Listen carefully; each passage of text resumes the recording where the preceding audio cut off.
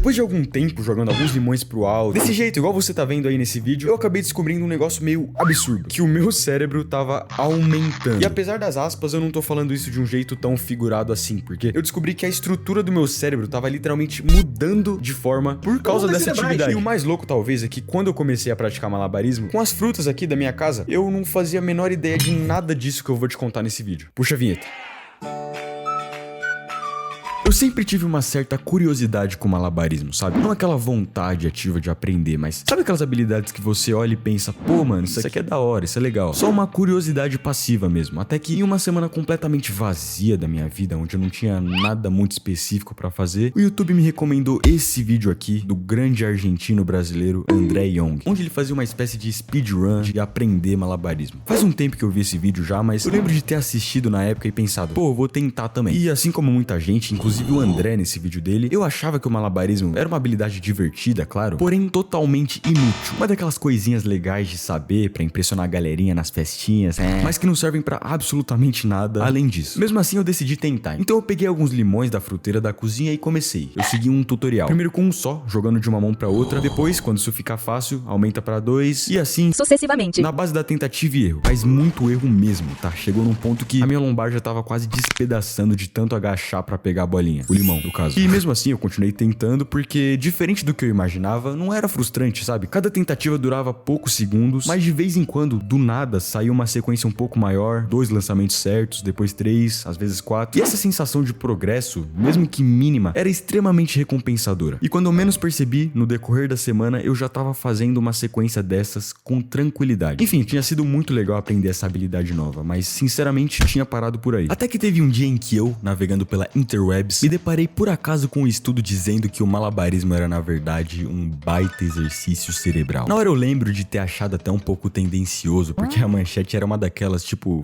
faça isso por 5 minutos e mude sua vida para sempre. Mas não, na verdade era um estudo sério e tinha sido publicado pela revista Nature, que, caso você não saiba, é uma das revistas científicas mais respeitadas que tem por aí. Então aí eu percebi que realmente tem alguma coisa diferente nessa prática que vai além do que eu imaginava. E o que os pesquisadores descobriram foi que, depois de alguns meses praticando malabarismo, foi observado um aumento detectável de massa cinzenta em áreas específicas do cérebro. Essas mudanças apareceram principalmente em áreas ligadas ao processamento visual e coordenação motora, o que faz bastante sentido, considerando que você está treinando seu cérebro para prever trajetórias e reagir rápido. Esse tipo de transformação é um exemplo de uma coisinha aí chamada neuroplasticidade, que é basicamente a capacidade do cérebro de se reorganizar quando a gente aprende uma habilidade nova. Mas o que mais me chamou a atenção foi outro estudo, da Universidade de Oxford, que eu vou tentar deixar aí na descrição se eu encontrar, sobre a chamada massa branca, que de forma bem simplificada, até porque eu não sou especialista em neurociência nem nada do tipo, funciona como cabeamento que conecta as diferentes regiões do cérebro. Depois do treinamento, esse cabeamento ficou mais eficiente, ou seja, as diferentes partes do cérebro começaram a se comunicar melhor. E o mais foda é que esse tipo de ganho não estava associado com o nível de habilidade do participante no malabarismo, mas sim na quantidade de vezes em que ele praticava. Então os benefícios vêm do esforço durante a prática. E foi aí que o negócio começou a ficar interessante de verdade pra mim, porque se o ganho estava relacionado ao esforço, então todo aquele período em que eu era ruim no bagulho, aquele período de tentativa e erro, na verdade era a parte mais importante. Hoje eu faço malabarismo com uma certa facilidade, mas obviamente não foi assim no começo. E se tem uma coisa que ficou muito clara pra mim é que é impossível aprender malabares sem estar completamente presente. Ou você presta atenção ou o negócio cai. Não dá pra pensar em mais nada além daquilo enquanto você tá lá. Sua única preocupação passa a ser a atividade, se você realmente quiser aprender. E sem perceber muito, isso acaba funcionando quase como uma meditação, é muito legal.